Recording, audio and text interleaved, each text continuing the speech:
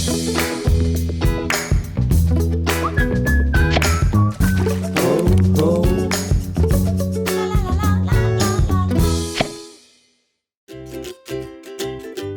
this video I'm going to talk to you about addition methods that could be used by all primary age children. Most of these will also apply to Key Stage 2 children as well as Key Stage 1 children. Some of these are better than others depending on where they are within their learning journey. So I'm going to talk through 4 different methods that all children should be able to access and should be familiar with their learning already. So the 4 different methods that I'm going to be looking at also rely on place value. So if you're not sure on place value, then have a look at the video that I have uploaded previously. As the first method that we're going to look at is part-part whole models. Now I touched on these before with place value, and what you're looking at is 2 numbers that combine. Now that is the concept that addition is. So when children understand that addition is 2 amounts, 2 numbers combined together, and that number will always get bigger. So that's a nice way to discuss it with your children, is that with addition, 2 numbers go together, they combine together, and then they will always make a bigger number. So with your part-part whole, this is one of the first ways that they will be exposed to it. Now before, I have said that when you partition numbers, most of the time you're looking at 1 digit, one place value adding to another place value.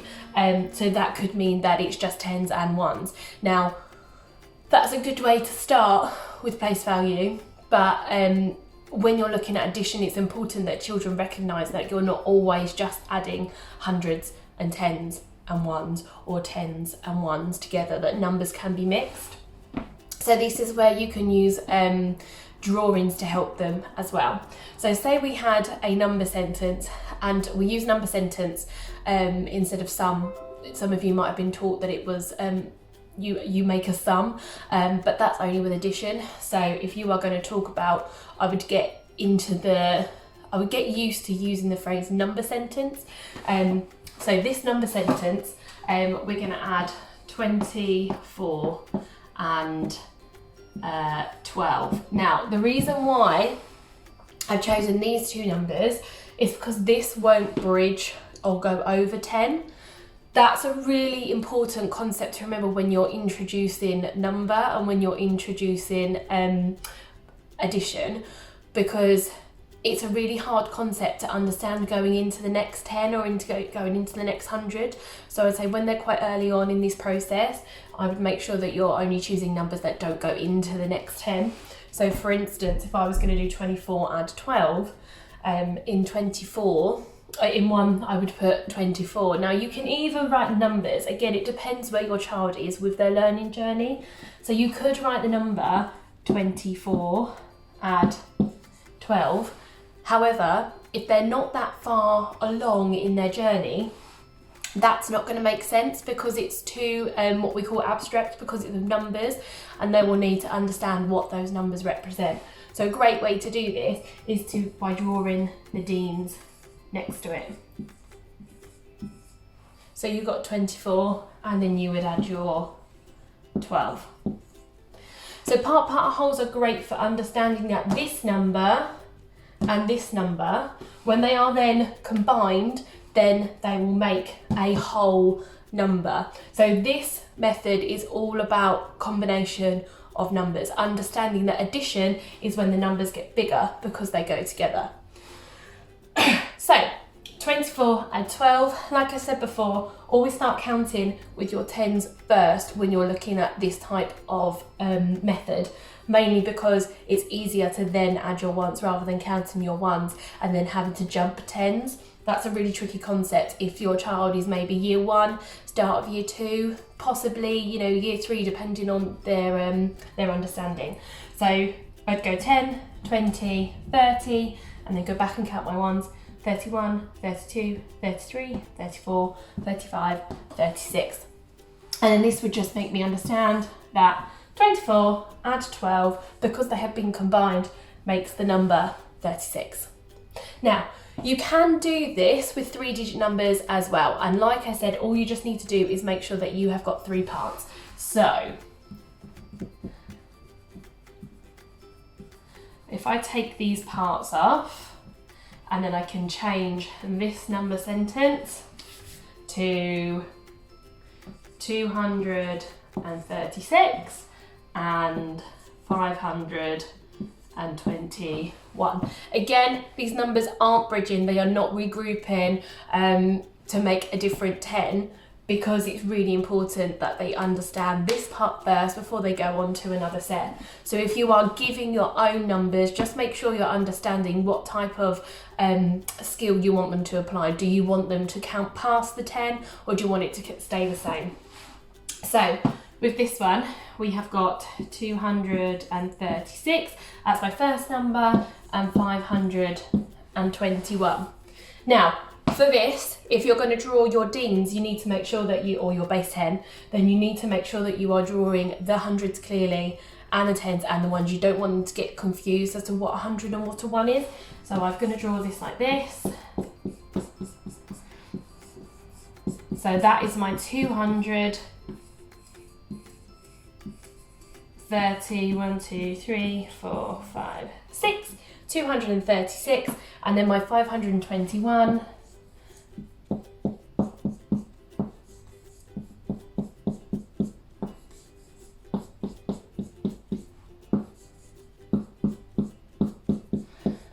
And then 500, and then 20, 10, 20, and 1.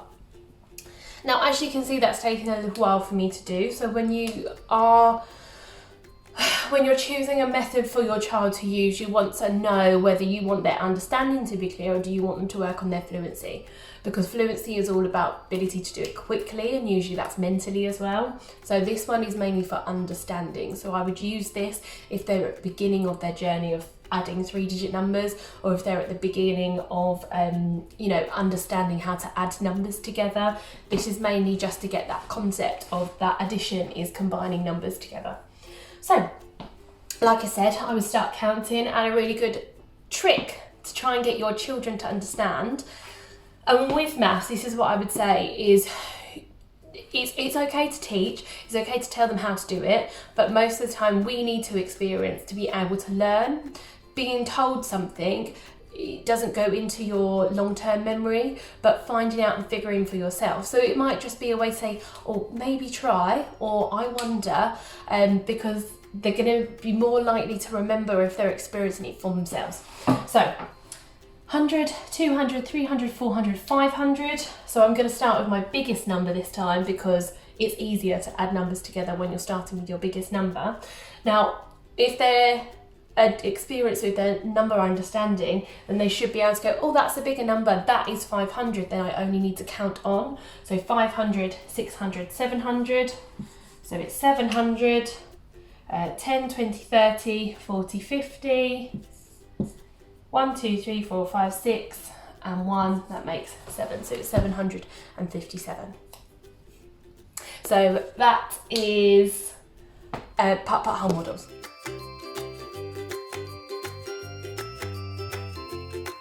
So our second method that I'm going to be showing you is just by drawing the deans. Now, we've done this before with the part whole model, but like I said, the part whole is just to show the children that numbers combine together. So once they've got that understanding, then what they should be able to do is read a number sentence and then be able to just draw the numbers to go with it. So if I'm going to write the number sentence, 76 add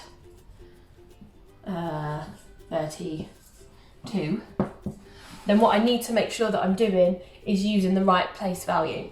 So sometimes what I ask children to do if they're early on in their understanding is to write the place value markers. So this is 10's number, this is the 1's number, this is the 10 and this is the 1's number, because it's really important that they understand that you're not adding 7 and 3 together, that you are adding 70 and 30.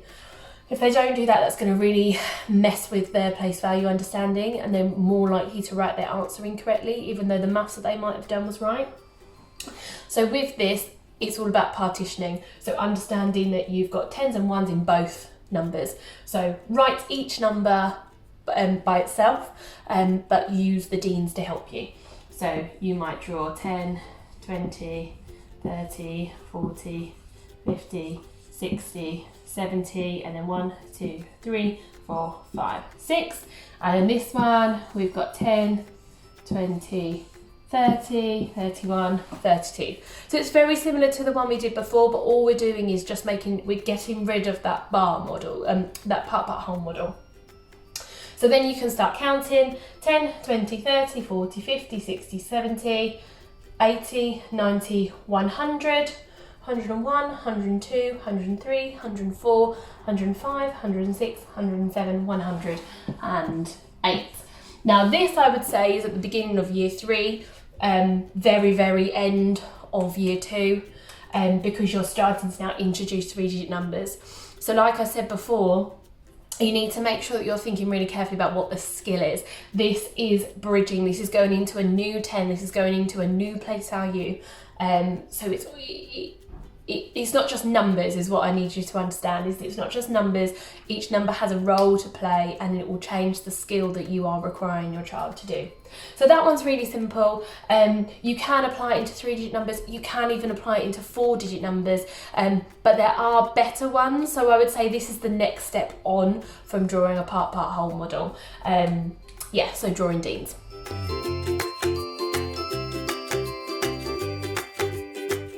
So for this method, this one is called blank number line. Now this is really good because it starts to introduce the idea of jumping in chunks of numbers, okay, so in groups of numbers. And what it enables them to do is make that step from relying on drawing pictures to understand the place value to having a good place value understanding to be able to apply that to addition. Now, what's really nice is when you use a blank number line, you don't have to write the other numbers, because essentially what you're doing is counting on in your head, which when they've got a fluency of understanding of number, they should be well equipped for doing. So you just draw a line, and then what's nice with this is that it also links to a subtraction method as well, which I'll go over in another video. But what the whole point is that the numbers get bigger, so we're going to go up the line. I've chosen the number sentence 46 add 54. It is going to go into a new 10, so I'm going to show you how to count on with that. But the other thing that's nice to start to think about is the commutativity between numbers in an addition number sentence. Commutativity means that it doesn't matter which way around the numbers go, they will always make the same answer. So whether 46 and 54 are in these positions, or whether I swap them, so we have 54 add 46, it doesn't matter because the answer will always be the same. This will take a while for a child to understand, so I wouldn't really expect them to be fluent with this until they're mid-year 2, at the end of year 2.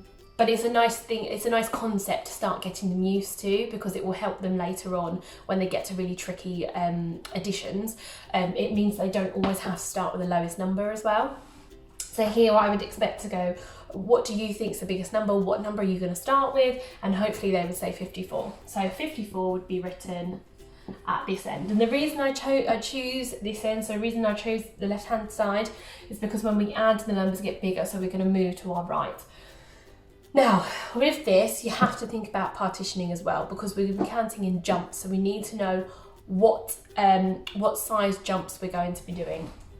So I've already used the number 54, so I don't need to think about that now. But now I've got the number 46. So I'm going to partition that number into the 10s and 1s that it has. So 4 would be 4 10s, which is 40, and then 6 is obviously 6 1s, so it's just 6. Now that means I can count in jumps of those numbers instead of having to draw the Deans for it. So if I start at 54, I'm going to start with my 10s because it's easier to add 10s. So I'm going to 54, I'm going to do one jump of 10. So one jump of 10 from 54 is, I can't count, is 64. Now I've done one jump of 10, so then I would say how many more jumps do we need to do, and then say 30. So then I need to do another jump, or 3 jumps. I'm going to do another jump, so that's add 10, 64 add 10 is 74. So now I've done 2 jumps out of my 4 jumps that I need to do, so I've added 20 so far.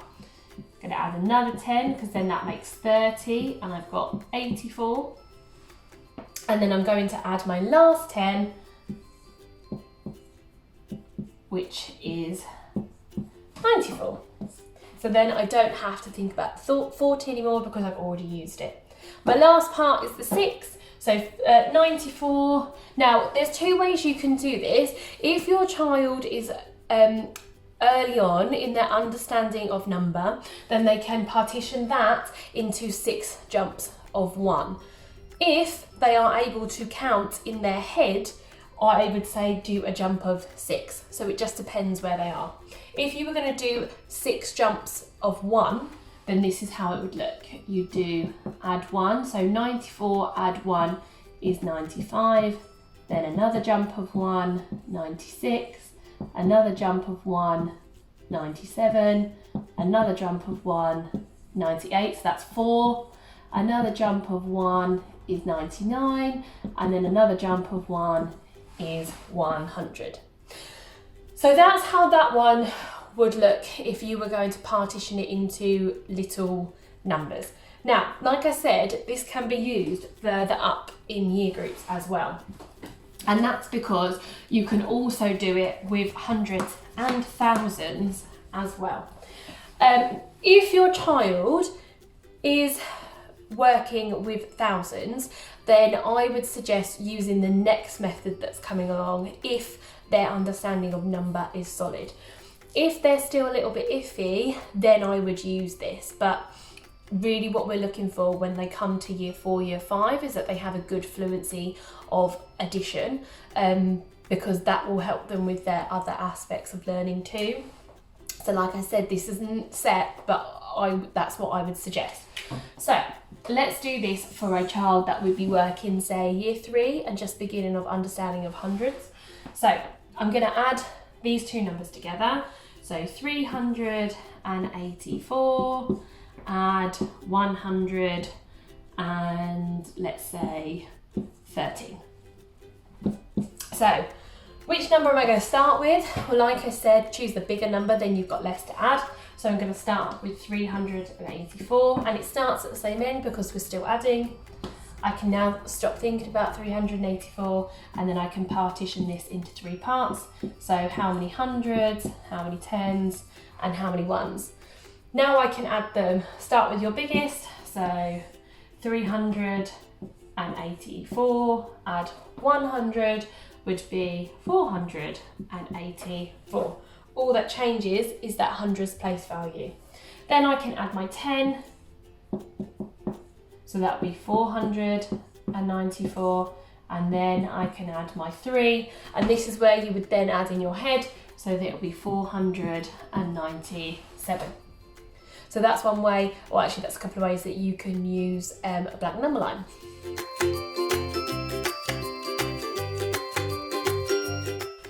So this method here is column method. This is all about, again, place value.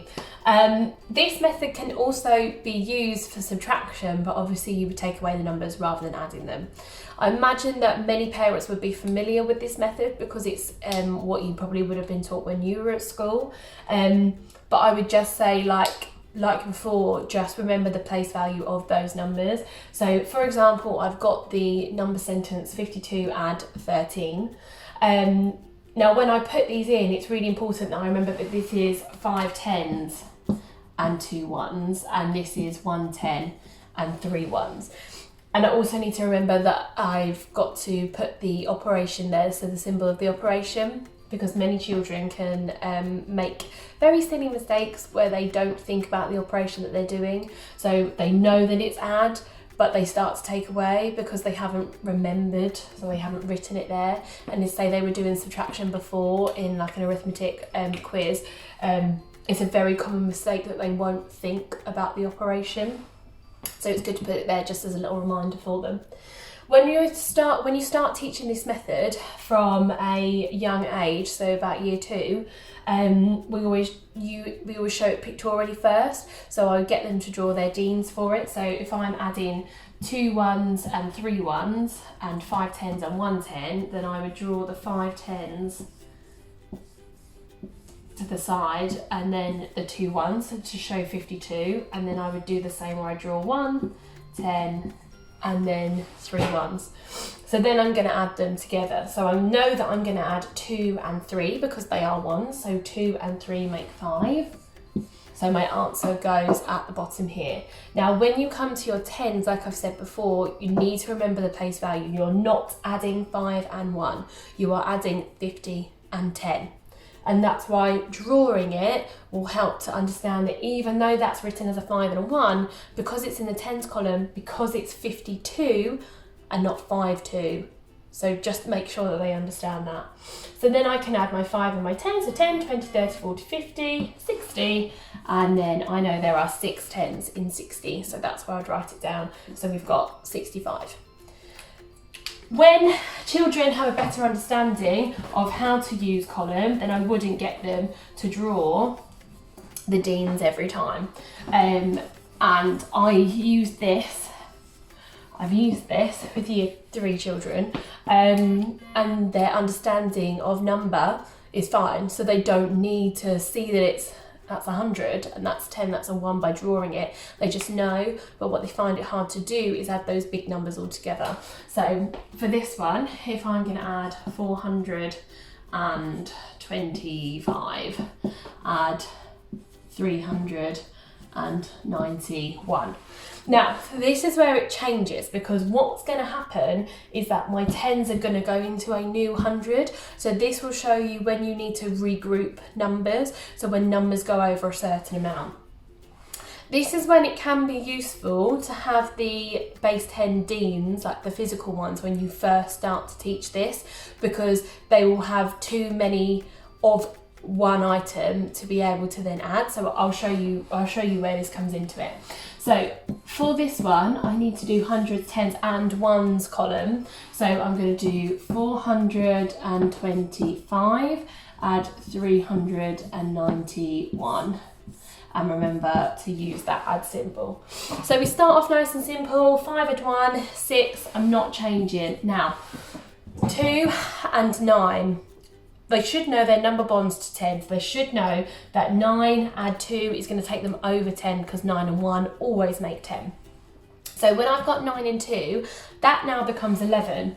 I cannot put 110 into my 10s, because what's happened now is that I've got 100. So I've taken my 10s and I've changed them into more than 100, and because of that, that cannot stay there. So when I write this, the number 110 has got 10, it's got 1, 10 and 100. So now I need to move that 100 down here. The 10 can stay there because that is the 10s column, so that's fine. But this is now 100, so it has to go below. And that's why understanding of the place value is so important. Because if they see that as 11, instead of 90 add 2, 90 add 20, what they're going to want to do is put it into the ones, but it can't go there. So sometimes having those, drawing it pictorially, or sometimes having those Deans in front of you can really help. So now what I've got to do, now that I have got this extra 100, I always say you can't leave him behind. He gets very lonely if he's left out, so you have to include him. Like a friend in a game, you have to include him, otherwise he's going to get very sad and very lonely. So 400, remember, 300 and 100. 4 and 3, we know that makes 7, so that's going to be 700. And then add 1, that's 8, so that's 800. They have to remember to add that 100 at the bottom, otherwise their number is not going to be correct. So those are the 4 methods that I wanted to show you. I hope that's made sense. You can then obviously use this as 1,000. And this would be where you would go for year 4, 5 onwards. And all you need to do is you just add your thousands. Now, thousands have to be written TH, otherwise they look like tens. And then you can say 3,692, add 1,575. It's the exact same concept because it's all in the column. So once they've got used to doing this with 3-digit numbers, going into 4 digits should be quite easy. Again, it's just remembering the place value. So I hope that's helped. Let me know if there's anything in particular that you want me to go over, maybe that I haven't covered in this video for addition, but I hope it's useful. Thanks.